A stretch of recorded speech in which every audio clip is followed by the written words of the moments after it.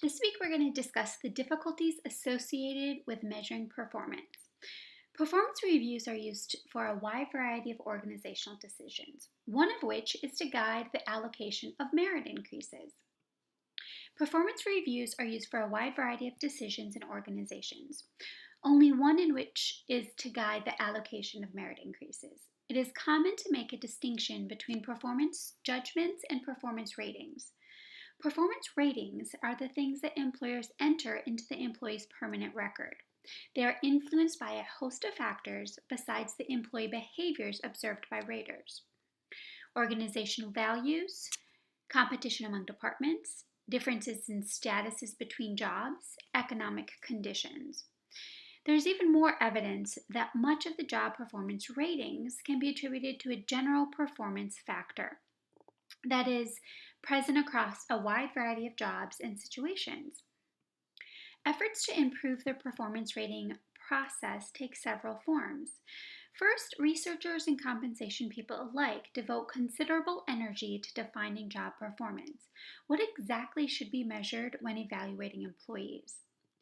Managers can be grouped into one of three categories based on the types of employee behaviors they focus on. One group looks strictly at task performance, how the employees perform the responsibilities of their job. A second group looks primarily at counterproductive performance, evaluating based on the negative behaviors employees show. The final group looks at both types of behaviors.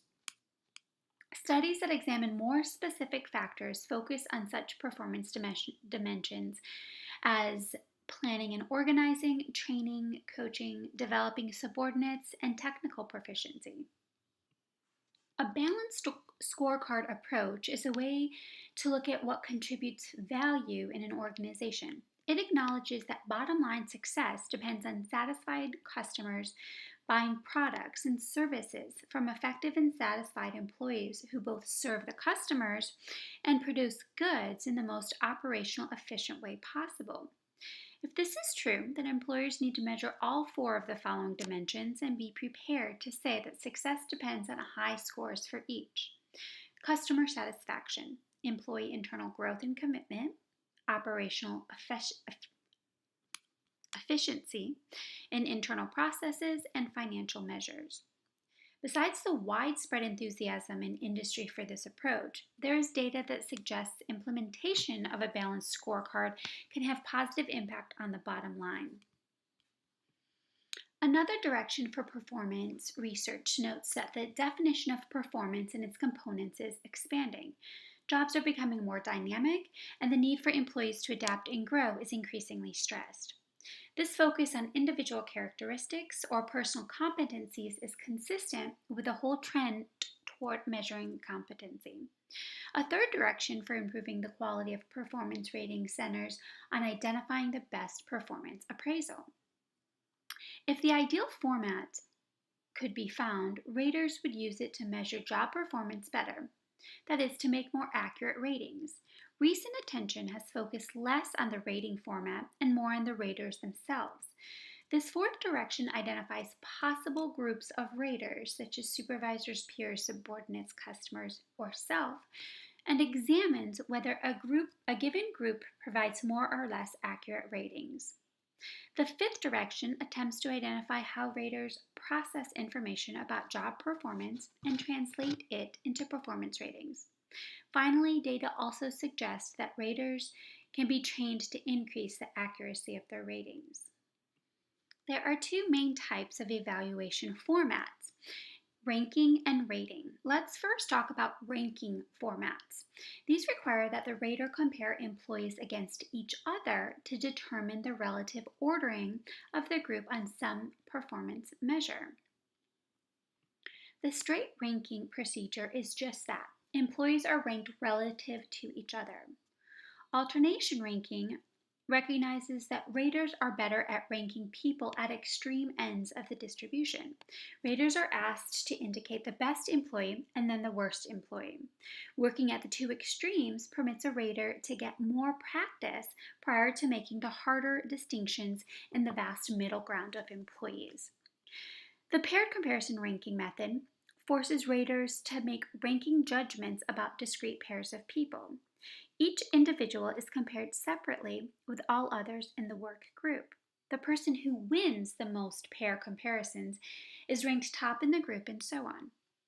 Unfortunately, when the size of the work group goes above 10 to 15 employees, the number of paired comparisons becomes unmanageable. The second category of appraisal formats is generally more popular than ranking systems. The various rating formats have two elements in common. In contrast to ranking formats, rating formats require raters to evaluate employees on some absolute standard rather than relative to other employees. Each performance standard is measured on a scale whereby appraisers can check the point that best represents an employee's performance. In this way, performance variation is described along a continuum from good to bad. It is the types of descriptors used in anchoring this continuum that provide the major difference in rating scales. These descriptors may be adjectives, behaviors, or outcomes. When adjectives are used as anchors, the format is called a standard rating scale. Switching to behaviors as anchors, behaviorally anchored rating scales, or BARS, seem to be the most common format using behaviors as descriptors. By anchoring scales with concrete behaviors, firms adopt a BARS format hope to make evaluations less subjective. When raters try to decide on a rating, they have a common definition for each of the performance levels. This rating format directly addresses a major criticism of standard adjective rating scales. Different raters carry with them into the rating situation different definitions of the scale levels. In addition to adjectives and behaviors, outcomes are also used as a standard. The most common form is management by objectives, or MBO. As a first step, organization objectives are identified from the strategic plan of the company. Each successively lower level in the organizational hierarchy is charged with identifying work objectives that will support attainment of organizational goals. At the beginning of a performance review period, the employee and supervisor discusses performance objectives. At the end of the review period, the employee and the supervisor meet again to record results formally. Results are then compared against objectives, and a performance rating is determined based on how well the objectives were met. A review of firms using MBO indicates generally positive improvements in performance, both for individuals and for the organization. Another type of appraisal format does not easily fall into any of the categories yet discussed. In an essay format, supervisors answer open-ended questions in essay form describing employees' performance. Since the descriptors used could range from comparisons with other employees to the use of adjectives describing performance, types of behaviors, and goal accomplishments, the essay format can take on characteristics of all the formats discussed previously. A good performance appraisal format scores well on 5 dimensions. Employee development criterion. Feedback has a positive impact on job performance. There is also evidence that different kinds of feedback have different effects. The desire for feedback doesn't extend across all cultures. Next, you have administrative criterion. The ease of use of evaluation results for administrative decisions concerning wage increases, promotions, demotions, terminations, and transfers. Comparisons among individuals for personal action require some common denominator. Typically, this is a numerical rating of performance. Next, we have personnel research criterion. Does the instrument lend itself well to validating employment tests? As with the administrative criterion, evaluations typically need to be quantitative to permit the statistical test so common in personal research. We also have a cost criterion.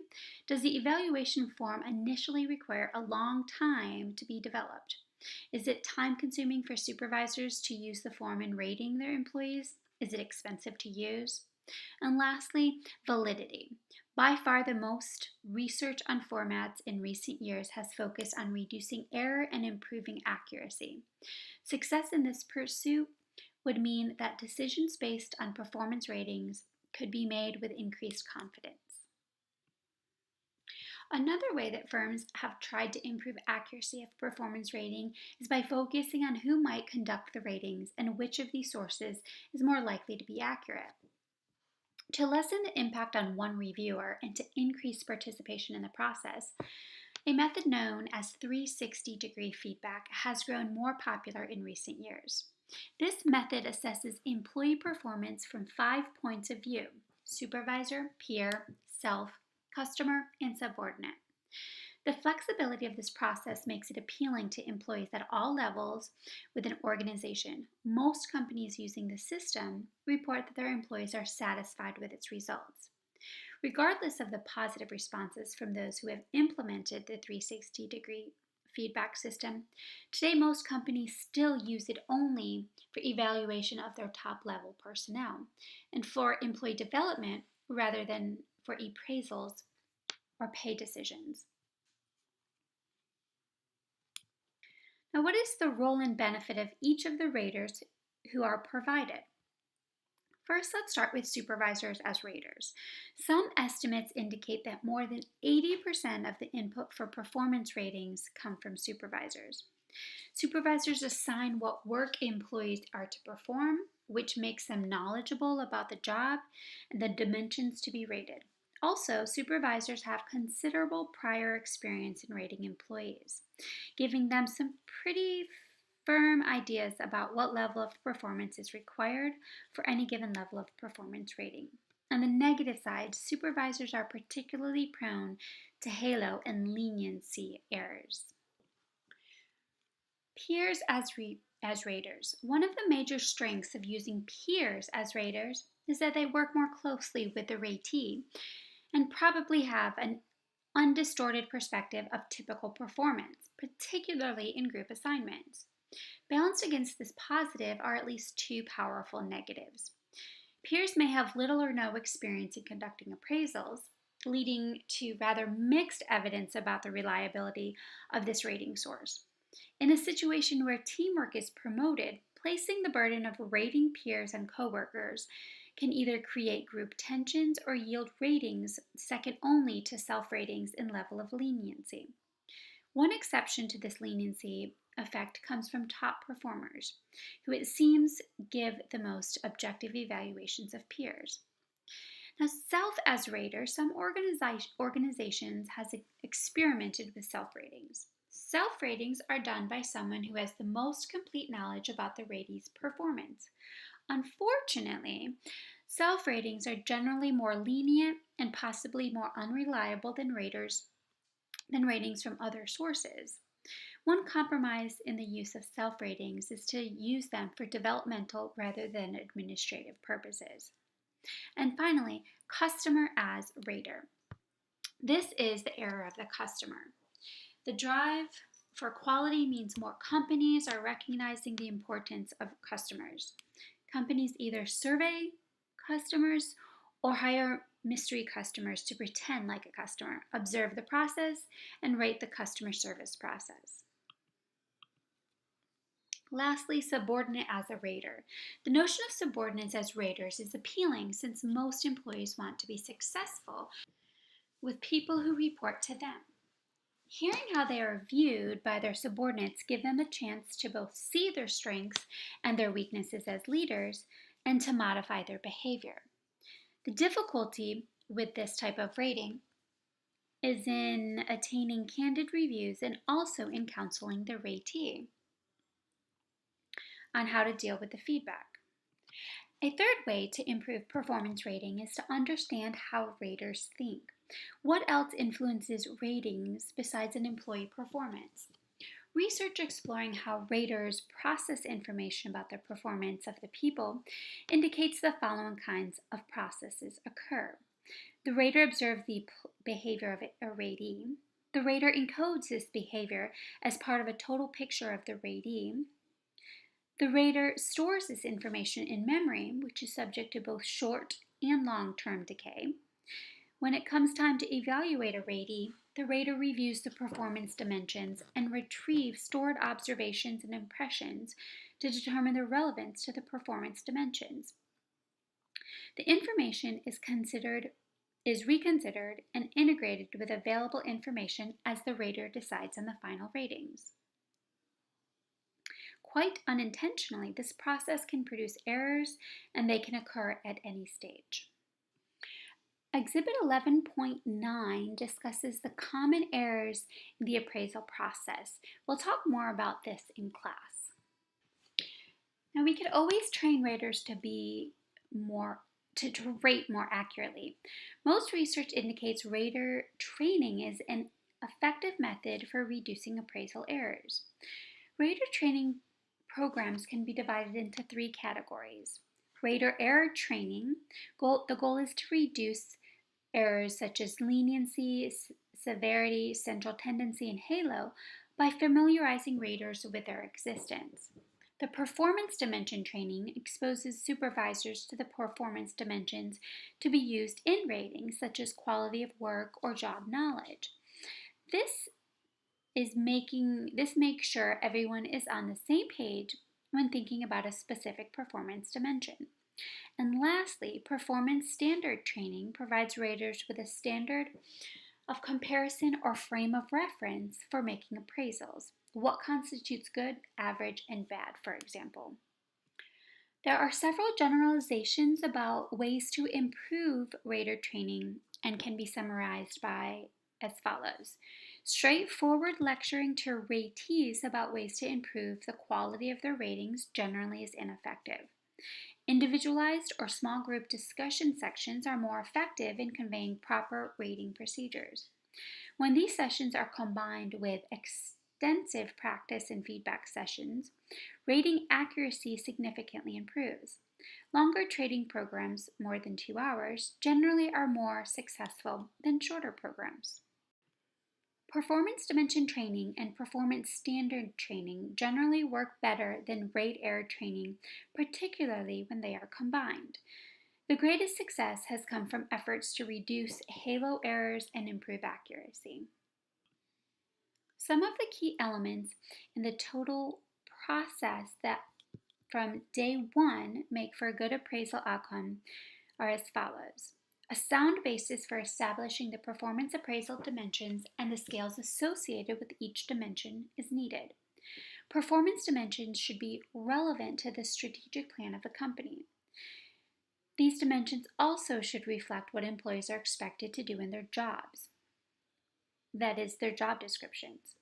Employees need to be involved in every stage of developing performance dimensions and building scales to measure how well they perform on these dimensions. In cases where this occurs, employees have more positive reactions to ratings, regardless of how well they do. They are happier with the system's fairness and the appraisal accuracy. Managers also respond well to this type of due process system. They have higher job satisfaction and less reason to distort appraisal results to further their own interest. Raters should be training in the use of the appraisal system, and all employees should understand how the system operates and what it will be used for. Raters should be motivated to rate accurately. Raters should maintain a diary of employee performance, both as documentation and to jog their memory. Raters should conduct a performance diagnosis to determine in advance if performance problems arise because of motivation, skill deficiency, or external environmental constraints. Feedback to employees should be timely. Equal employment opportunity and affirmative action have influenced HR decisions making for more than 40 years. While there are certainly critics of those programs, at least one important trend can be traced to the civil rights in the workplace. EEO has forced organizations to document decisions and to ensure they are firmly tied to performance or expected performance. Performance appraisals are subject to the same scrutiny as employment tests. The interpretation of performance evaluations as a test, subject to validation requirements, was made in Brito v. Zaya Company. The court stressed 6 issues in setting up a performance appraisal system. 1.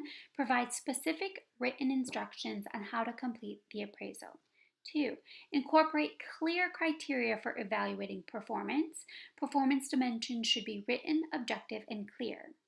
3rd, provide a rationale foundation for personnel decisions through adequately developed job descriptions.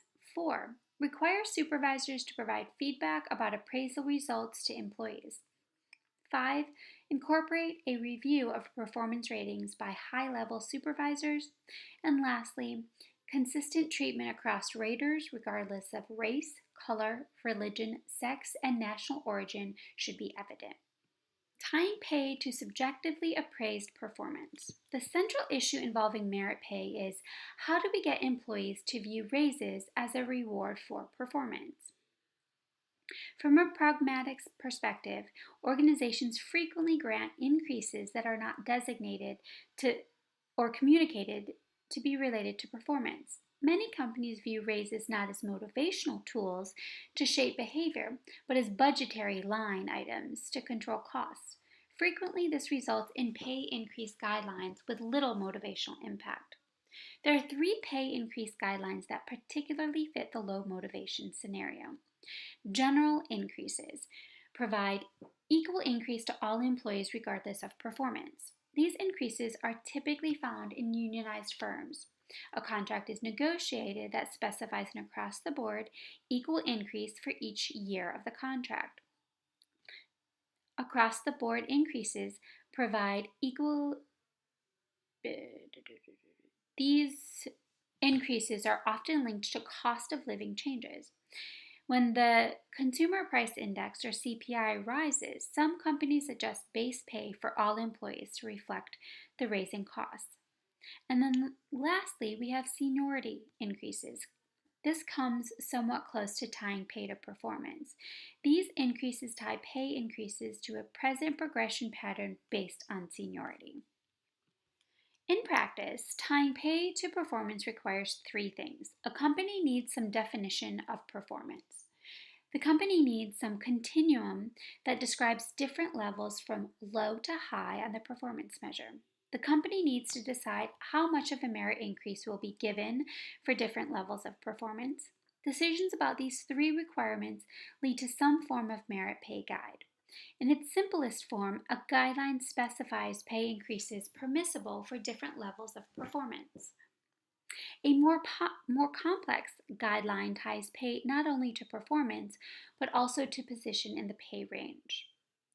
Pay increases at a decreasing rate as employees move through a pay range.